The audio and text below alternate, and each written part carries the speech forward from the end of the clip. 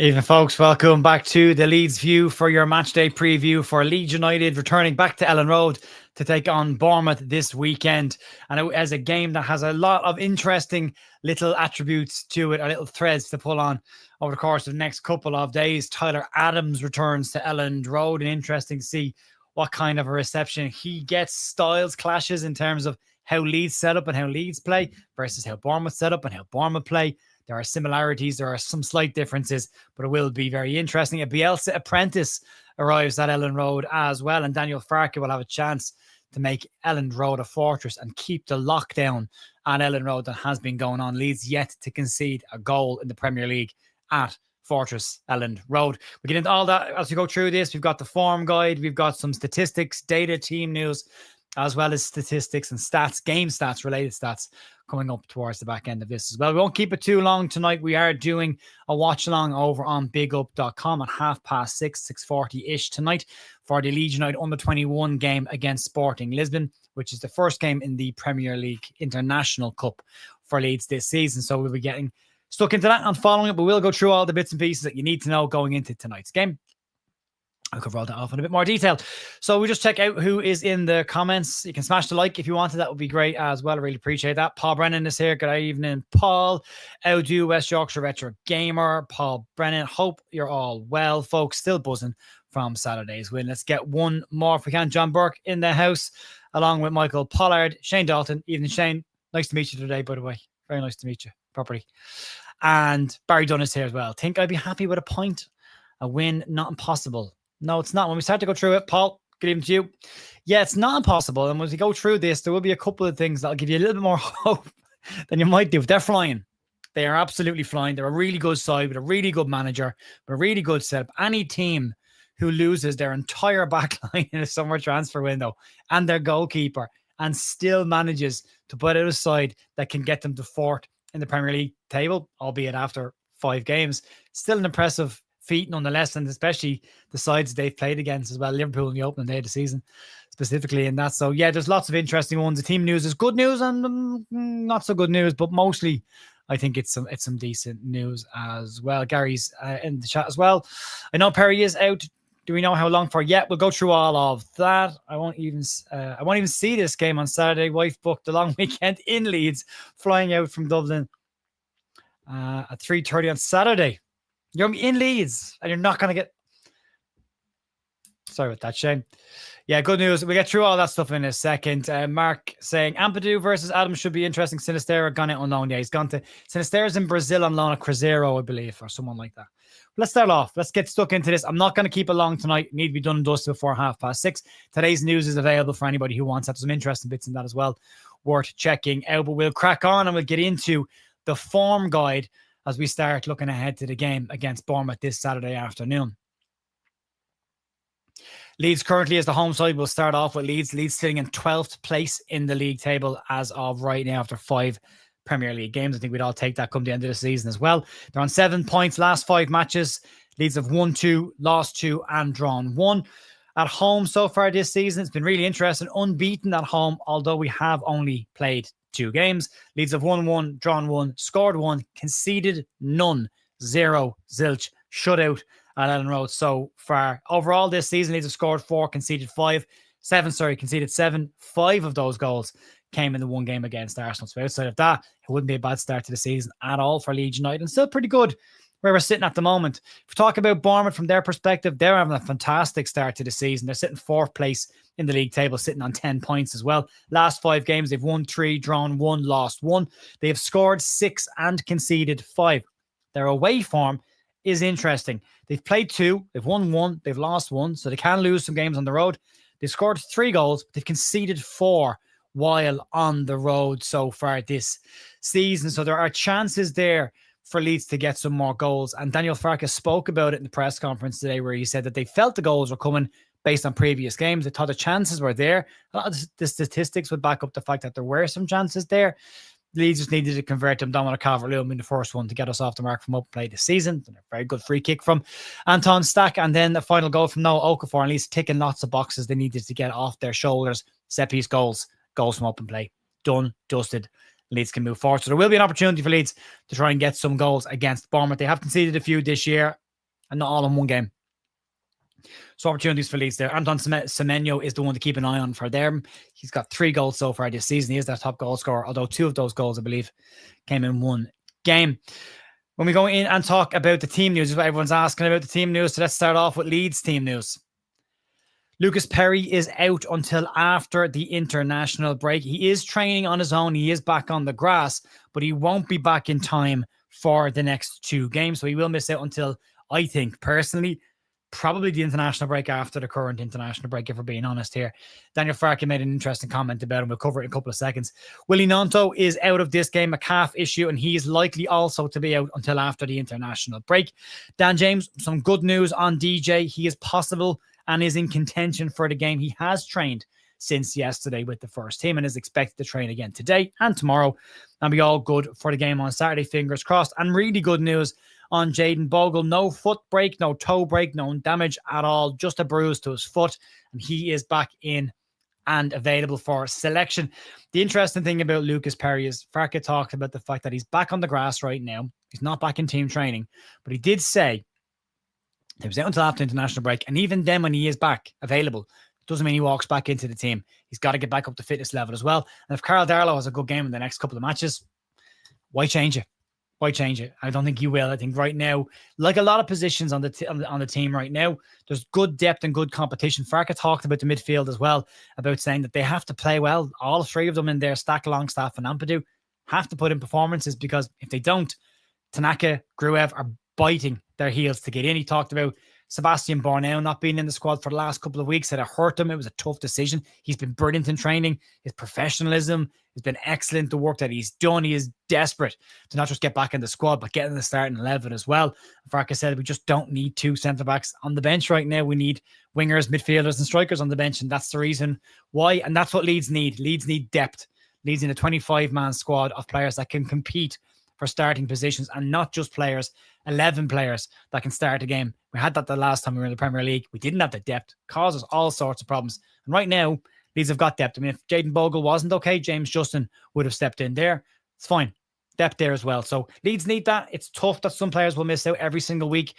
1 or 2 players are going to miss out on the squad. It's just the reality of Premier League football with a squad that's got a little bit of depth. And as long as Leeds are doing well in the league, can't really argue with that. It's when it starts to wobble, then people will have a little bit of doubt. Let's talk about Bournemouth's team news going into this game as well. And also, their photographs on their website are phenomenal, by the way. Tyler Adams looks like he's looking down at someone's camera on the floor. You've got Lewis Cook, former Leeds United player and a Leeds United youth player. He is out of the game, is expected to miss out on a return to Elland Road. Adam Smith in the middle there on the left is also out of the game. Enes Unal is also out of the game. That's good news for Leeds. But bad news for Leeds, or is it good news or is it bad news? Tyler Adams is fit and available for selection and will take part in this game. His first return to Elland Road since his exit. And he has famously been quoted twice on this. One, he said that I don't care what Leeds United fans think about me. That was the first time he spoke about Leeds fans. The second time he spoke about Leeds fans, he said there was one fan base he doesn't mess with, and that's Leeds United fans. So we'll see what kind of reception he gets over the next couple of days. I'll stick your comments up on screen. I meant to do it. I left a little box there for that. I forgot to do it. So there we go. They're up on screen there now. I hope you're all doing well and you're all good. We'll leave that there now for a bit. That'll fill up. There we go. Yeah. So there we go. Yeah, that's their team news. Adam's back and available. We'll get to predicted lineups in a couple of minutes time and we'll have a look at that. But yeah, it's going to be an interesting midfield battle. They normally play with 2 and a 10. Leeds play with 3. We'll see what happens there today to drag somebody back in. But that midfield battle is going to be really, really interesting, as well as, for me personally, who wins the front press. If you look at the goal scoring, what's the scenarios? Goal scoring, it'll come back to me in a minute. The GT something, GS something, goal scoring actions, which we covered in the news at the start of the week as well. Leeds have the most amount of goal scoring actions in the Premier League this season with 6. Bournemouth right behind Leeds on 5. Both of those indicate that both sides like to defend from the front and press. Daniel Farke in his press conference also asked about Leeds sitting back against Wolves. Personally, I thought it was a decision because we've seen it before. He said not the case. He said he basically told the side to not get nervous at 3-1 down. Don't know why you would. Or 3-1 up. Keep going. Keep doing the same things. Get at them again in the second half. But they pushed us back, he said, and that was the end of that. So Leeds will need to press higher from the front. We'll need to minimize the amount of goal-scoring chances or chance creation opportunities that they get. And they might have to go a bit more direct in this game to try and bypass that front press from Bournemouth. 2 ways to beat a press. Go around it or get past it. The quicker you do it, the better. I know I bang on about tempo. I will always bang on about tempo as long as Daniel Farke is a Leeds United manager. So one part of a game that bothers me, but that will be important. If you want to get past the press, you got to do things quickly, do them early. And hopefully, we will be able to do that. We got some key stats to have a look at as well before we get into the weekend's action. And we'll try to open the screen now and we'll have a quick chat around this. Daniel Farke will become the 6th different Leeds manager to lead out a side at home against AFC Bournemouth. In the last 6 meetings, Howard Wilkinson, Gary McAllister, Brian McDermott, Neil Redfern, and Jesse Marsh have taken charge of Leeds games against Bournemouth. Next 2 sets, have a quick look at. Leeds have a 100% record at home against Bournemouth, winning all 7 games at Ellen Road, scoring 18 goals in the process as well. There has been a penalty awarded in 4 of the last 5 encounters at Ellen Road. Gordon Strachan scored 1. Ross McCormack missed his. Jan Kermogrant missed for Bournemouth. And Rodrigo Moreno scored for Leeds United. The last meeting between these 2 sides wasn't good for everybody at all. Leeds and Bournemouth saw Bournemouth win 4-1 in April 2023 with Javi Grazia's final game in charge of Leeds United. Bournemouth have never won back-to-back games against Leeds, and obviously that defeat came at their place. But if Leeds could get a victory against them here, they would stop that back-to-back stat again from happening. Also, just have a quick look at Leeds are yet to concede a goal at Ellen Road this season. The only 2 newly promoted clubs to keep clean sheets in their first 3 games of the season at home were Swansea in 2011-2012 season and Watford in the 2015-2016 season. So it's going to be really interesting. There's a lot of interesting battles that could potentially happen here from a Bournemouth perspective. There's a lot of players in there we were actually linked with over the course of the summer. You've got Hill, the fullback / centre back. Leeds had a look at him towards the back end of the window. Very much part and parcel of Andoni Iraola's side. Now, Jordi Petrovic in goal, a goalkeeper I would have really liked to see Leeds go and bring into the club during the summer, but he went to Bournemouth instead. They have a decent side, pretty much a whole new back line. You've got midfield of Scott and Adams, which would be an interesting midfield, and Semenyo Tavernier, also connections to Leeds as well as Brooks. And then Ivan Niels to the front will need to be kept quiet if Leeds did have a chance of getting something in this game. Let me know below in the chat what your score prediction is this, what lineup you'd like to see. I think the lineup probably pretty much picks itself. I think we're back into that territory of Daniel Farke's seasons where we're starting to pretty much guess what the team's going to be. That'll need to change a little bit. He'll need to be a bit more unpredictable in games. He's talked a lot about it himself over the last couple of weeks and months, and hopefully he takes his own advice in this. We've got Andy going for a 1-1 draw. West Yorkshire Retro Gamers also going for a 1-1 draw. Danny Talk Leeds, even Danny is saying 1-1 for me. So yeah, it's going to be an interesting one. We've got some predicted lineups. I think this is what I think Daniel Farke will do. This is not the team I would pick, but this is what I think Daniel Farke will do. I think the side you're looking at is pretty much the same side that started the last game. You know, Carl Darlow in goal, Jaden Bogle at right back, Gabby Goodmunson at left back, Joe Rodon, Pascal Strelkers are 2 centre halves, Ethan Ampadu and Sean Longstaff, along with Anton Stack in midfield. And then your wide options are Brendan Aronson, Noah Okafor with Dominic Calvert-Lewin up top. The Dan James conversation is an interesting one. Will Daniel Farke back at home decide to push James ahead of schedule, get him into the team to see if he can make a difference? Or does he start with Brendan Aronson? And I've no issue with starting Brendan Aronson at all. The merits of playing him as a defensive winger makes sense. He works hard, he presses well, he stops players from getting forward. All that's really, really good. But from a Leeds perspective around creating chances and creating goals, you really do want to see a more creative force. Dan James hasn't been that this year yet so far. Maybe coming off the bench with tired legs might give him the kick that he needs to get going this season. The goal or assist will be huge for him. The most important thing for me is that Leeds come away from one of the next 2 games with some level of points in it. They're not going to be easy. These 2 games are going to be really, really tough. They're 2 sides that are very well organized, have very good managers, are very well set up, have good players as well. It's not going to be a straightforward, easy game, but it will give us an idea where Leeds' level is now. This league is starting to just settle down a little bit. Performance for 25-30 minutes against Wolverhampton Wanderers last weekend was really, really good. Started a bit slow, got into it, dominated, and then sat back a little bit in the second half. I think Leeds are better on the front foot, pressing from the front, defending from the front, and minimizing opportunities. We saw that against Newcastle. We saw that against Everton. We saw it for 70 minutes against Fulham as well before that. I don't know what I used to call it last year. The Farke drop off was what I used to call it last year. Just all of a sudden, they just drop back a bit, you know? Ronnie asking, what would I feel about 2 draws in the next 2 games? I think 2 draws in the next 2 games would be 2 very good results, and that would give you 5 points from the 4-match block between international breaks. And I think that's a really important one to get. You don't want to go into the next 2 games, come out of them, get to an international break then, and not have any wins under your belt. So for me, important to get something from these games. A win would be great. A win would be brilliant. And I think Bournemouth are probably a more likely chance of getting that, especially in Ellen Road. And again, unbeaten against them in the last 7 games at home. So that would be something to keep an eye on. If we can do that, that would be amazing. If we can't do that, get a point. Don't lose these 2 games. That would be amazing. But I do think that these will be really, really tough matches. And we could see a defeat at home in one of the 2 of them, but I hope not. I really am hoping that we should all be good. We'll have to wait and see. There's a lot of stuff to get stuck into. I think from my perspective, I'm looking at a 2-2 draw in this game. I think Leeds have maybe found their goal scoring touch and will come out at them early on in the game. It's what I want to see. But I do think they've got goals in them as well. So I think I'm looking at a 2-2 draw in this game. It'll be interesting to see what happens. Phil Lynn is going for same team, but Ew instead of Longstaff 2-1. Interesting to see what he does. 1-0 to Leeds, says Rob. Shane saying 2 points in the next 2 games would be good. I think it would be. I think it would be. Got to take into account the opposition, 3rd and 4th in the table, absolutely. But let us know where we are. Let us know where we are. Paul saying 2 home draws would be marvellous. They would be. They really, really would be. And Emmett saying that I love Dan James, but I think Dan James is in championship to the Dan James in the Premier League has a huge difference. I think the change in system probably hasn't helped him either. He's gone from being an out-and-out winger wide on the touchline to being asked to play further inside and more narrow in a 3. And it might not be what fits his game the best. But yeah, it'd be interesting. He'll be fine. I genuinely don't worry about Dan James. Give him a couple of weeks, he'll be fine. It's very early in the season. We keep saying these things, but it is. Vega going for 2-1 win, I'm assuming. And Jonathan saying 1-1 draw. Tyler Adams, 90-minute equaliser. Yeah, if you want a narrative there, it is right there. Yeah.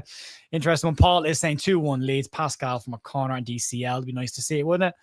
Unless Joshua Retro Gamer, I'd take 2 draws against Bournemouth and Spurs. It'd be lovely. Yeah. Will Farke set out to defend for this game. It'd be interesting. I think more likely to see a similar approach for Spurs that we did against Newcastle. I'd like to see a bit more from us going forward in this one, but we'll have to wait and see. But yeah, it's going to be interesting. We will have a watch along on Saturday over on bigup.com. You can join us for that about 2:30 on Saturday before we get ready for the match. We're going to pack it in here in a couple of minutes and we're going to go over to Big Up again. So if you're not over on bigup.com, we do watch alongs and chit chat stuff over there. If you want to check it out, you can. Free to join. There's no ads. Don't have to worry about any of that kind of stuff. It's all over there. It's all free and available. And you can check that out if you want to. Also, just to let you know, we have been nominated for 2 awards in the Football Content Awards. The link is down below in the description if you want to click on that and go and give us a vote in the 2 categories. Best Podcast Premier League category and Best Content Creator Premier League category as well. It'd be great to see us win something at Elland Road, which is where the final is actually taking place. So be interesting to see how we get on. There's some really big hitters, City View and everything are in there. City Extra, are in there along with some really big teams. So if you can give us a vote, we'd really, really appreciate that. All Leeds TV as well. Big shout out to them. They're nominated in 2 different categories to us. They are nominated in Best Podcast for the Football League and we're nominated for the Premier League. Not sure how that happened, but it did. But yeah, go give them a vote as well. And they're also down for Best in Social Media as well. So support the Leeds boys where they can and have a nice Leeds representation in Elland Road for the finals in November. Anyway, folks, that'll be it for me on the preview. Massive thank you as always for supporting this channel. I really do appreciate it. It's been a really tough couple of weeks with YouTube's algorithm and everything else going on. So to everyone that's continued watching the content, especially during the quieter periods, we've got a 2-week gap coming up of international break. Hugely important as well. That tends to hurt an awful lot during those weeks when the football's off. So if you can support us during those times, I'll try and get some additional type of content, different type of content out for that week as well. So if you can support us then, it would be great. Outside of that, enjoy the rest of your evening. I'm off over to Big Up to get ready to watch the Leeds United under-21s kick off their Premier League International Cup campaign against Sporting Lisbon in the LNER Stadium. You can join me there at 6:40 if you want it. Outside that, enjoy the rest of your evening and I'll talk to you soon. See you folks. Bye.